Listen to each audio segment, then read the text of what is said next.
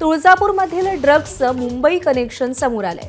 मुंबईतल्या एका महिलेकडून ड्रग्सची खरेदी केल्याची माहिती मिळतेय। स्वतःसाठीच 45 ग्रॅम एमडी ड्रग्स खरेदी केल्याचं आरोपीनं सांगितलेलं आहे। ड्रग्स प्रकरणी आरोपींना 5 दिवसांची पोलीस कोठडी सुनावण्यात आली आहे। तुळजापूर शहरामध्ये ड्रग्स घेऊन जाणाऱ्या तिघांना अटक करण्यात आली आणि त्याचं मुंबई कनेक्शन समोर आलंय। 45 ग्रॅम ड्रग्स खरेदी केल्याची आरोपींनी कबुली दिली आहे।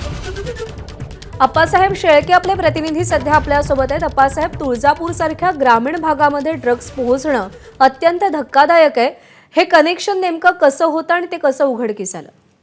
प्रज्ञा, खरंच ही अतिशय धक्कादायक गोष्ट आहे। तुळजापूर म्हणजे धाराशिवचा एक तालुका आणि त्यामध्ये ड्रग्स पोहोचतंय। परंतु याला दोन अंगाने बघायला लागेल। तुळजापूर हे देवस्थान महाराष्ट्रभरातून भाविक तिथे येत असतात आणि या तुळजापूरमध्ये ड्रग्स सापडल्याची ही धक्कादायक घटना सापडली।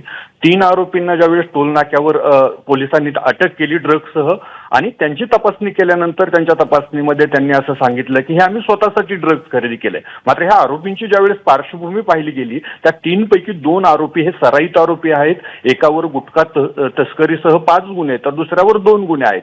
त्यामुळे हे स्वतःसाठी ड्रग्स खरेदी नसून याचं रॅकेट असण्याची शक्यता पोलिसांना होती आणि त्याच अनुषंगाने तपासणी केल्यानंतर पोलिसांना हे मुंबईतून ड्रग्स खरेदी केल्याची माहिती तर मिळालेली आहे। मात्र या ड्रग्स रॅकेटचा सूत्रधार कोण आहे, हे रॅकेट कुठपर्यंत पोहोचलंय, हे रॅकेट हे आरोपी स्वतःसाठी ड्रग्स खरेदी केलं म्हणत असले तरी याची वितरण तुळजापूरमध्ये किंवा धाराशिव जिल्ह्यामध्ये कुठं कुठं होत होतं हे पोलिसांचा तपास सुरू आहे आणि आता या तपासण्यामधूनच पुढची माहिती आपल्याला समोर येणार आहे। मात्र मुंबई कनेक्शन आणि या अगोदरही अशा प्रकारची ड्रग्ज विक्री झाली का हा तपास आता पोलीस करत आहेत।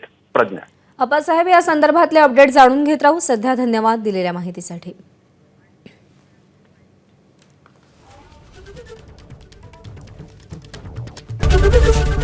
एबीपी माझा, उघडा डोळे बघा नीट।